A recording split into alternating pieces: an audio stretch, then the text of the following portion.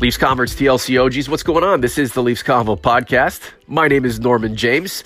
Mike and I are about to collab on a game day edition of the pod. We hope you enjoy it. The Leafs are into New Jersey, hoping to get back to their winning ways, and a familiar face is about to re-enter the lineup. Mike's ready to go, I'm ready to go, and I know you are too. So what do you say? Let's pod game day styles. The Leafs Convo starts now.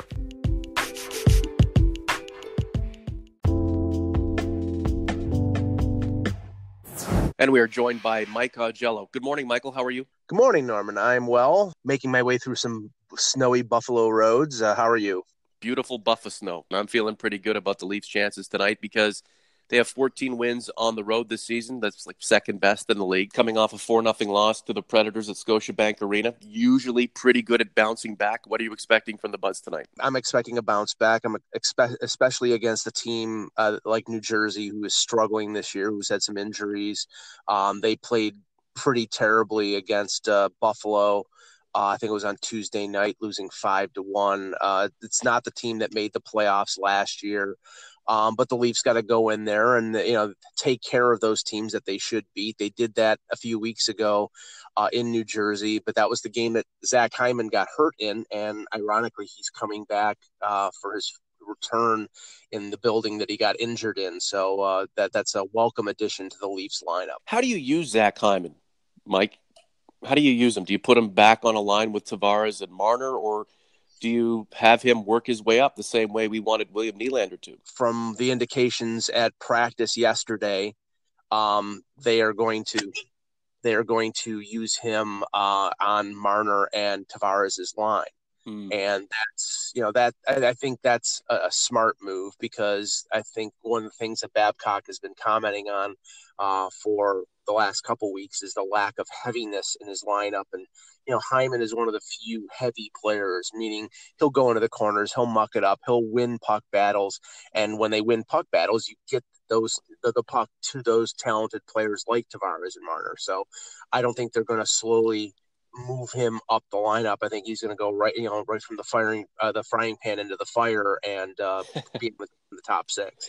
This is the Leafs Convo. Norman James with Mike Augello. So one of the few players on the Leafs who does physical work, coming off an injury, back to physical play. That's his game, but there's danger in that. And then you'll have some who think that, look, while Hyman does bring an aggressiveness, a fortitude, his skill level's not at the same status as Marner and Tavares, and that he could be a detriment to those two guys. Do you think that at all? No, and the funny thing is, I think probably the two biggest backers of a guy like Zach Hyman, if you talk to them, is John Tavares and Mitch Marner. They realize what he does. Now, I'm not saying that they can't play with other skilled players like Andreas Janssen, but they played well with him, or Patrick Marleau, but you need a guy who can get the puck and get it to those players without them having to do it themselves. Now they, through the course of the game, have to do it themselves as well. But it does help to have a Hyman there to go in and to he's a great puck retriever. Babcock swears by him. So I think it's to a benefit. You can't have all skill on one line. You need sort of a diversification of skills on a line, and I think that's the way he thinks. And I mean, I'm sort of on the same page there. I like the slogan. It helps to have a Hyman. Don't you think that has a ring to it? Yeah. Michael Hutchinson tonight, and then from what I'm reading, Freddie Anderson is expected to make his return against Boston. The game day edition of the Leafs Convo podcast. Mike, Boston's 2 points in the rearview mirror, coming at the Maple Leafs hard. The Leafs, 8 points behind Tampa. Tampa's not out of reach, but they also have to be wary of Boston coming up behind them. Aside from the result and picking up points, which the Leafs should do, what kind of game do you want to see from the Maple Leafs? Because the Leafs have won, and we've criticized them. They've lost, and we haven't been satisfied. What kind of game do you want to see regardless of the result? Well, I want to see the opposite of the last game in Boston, which was the game that, Travis Dermott got the Well, there was a lot. There was not a lot of pushback. This is the game where Chris Wagner took the run at Morgan Riley, and Ron Hainsey, I think, begrudgingly had to drop the gloves and come to the defense of his teammate. There was not a lot of pushback, and I understand that this team isn't structured for dropping the gloves. And I'm not talking about dropping the gloves. I'm talking about pushback. I'm talking about don't let the other team push you around. You've got to, fight back. If Brad Marchand does his usual crap, you've got to call him on it. You've got to fight fire with fire in that instance. Now, the thing is, Boston is good at it, and they have a lot of players who can do it.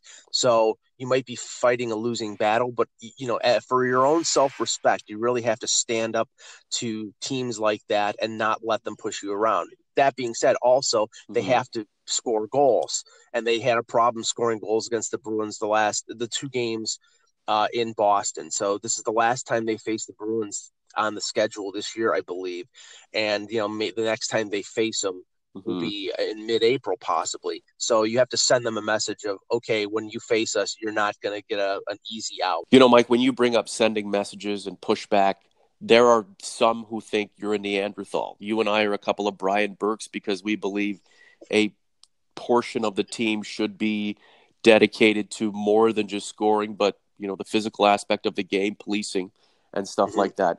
Is there any way the Leafs, just with elite talent, fast, run and gun, but no physicality, can get ahead of the Bruins and have the Bruins chasing them and ultimately failing in eclipsing what the Maple Leafs can bring? Is there any way they can play the game that some fans want them to play and perhaps Mike Babcock wants them to play, ideally, and get ahead of the Bruins and beat them? In my mind, the only way they beat the Bruins with pure skill against their team that has a lot of skill but also has that sandpaper and that type of playoff experience with guys like Bergeron and Chara is if Freddie Anderson absolutely stands on his head in a 7-game series. And you can't rely on just Anderson to carry you to victory. You need people to help them, and they have a lot of talent. And I think before February 25th, we're going to see Kyle Dubas helping this team and helping Anderson with a couple additions.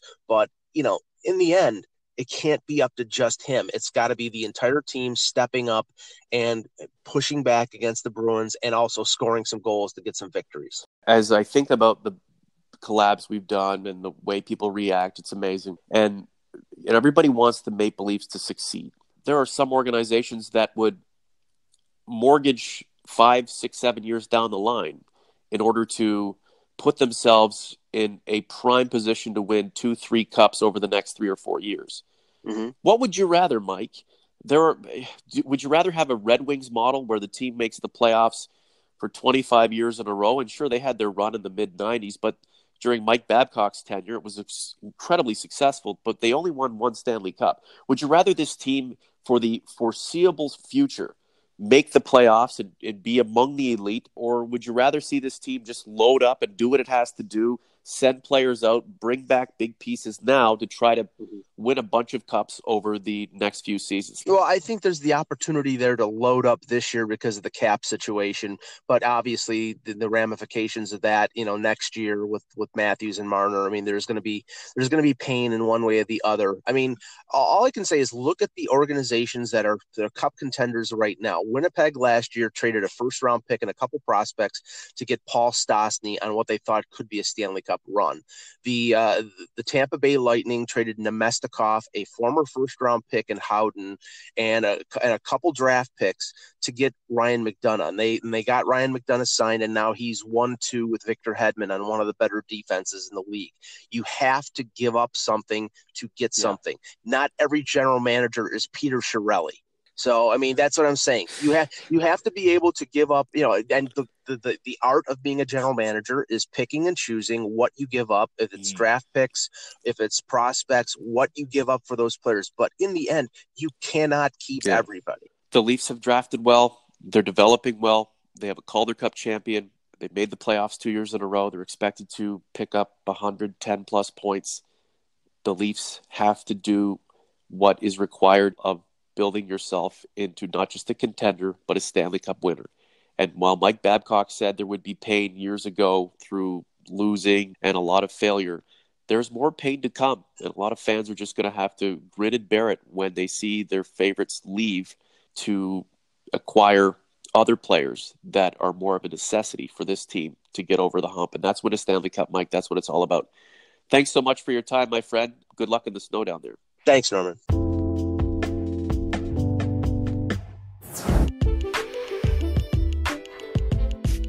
That's a wrap for this episode. Thanks so much for being here. The Atlantic Division is getting really bunched up. It's stressful for Leafs fans. Even when the team wins, we're always going on about something, but perhaps we should just take a breath and enjoy the ride. For Mike Augello, I'm Norman James. We'll talk to you soon. The Convo is outie.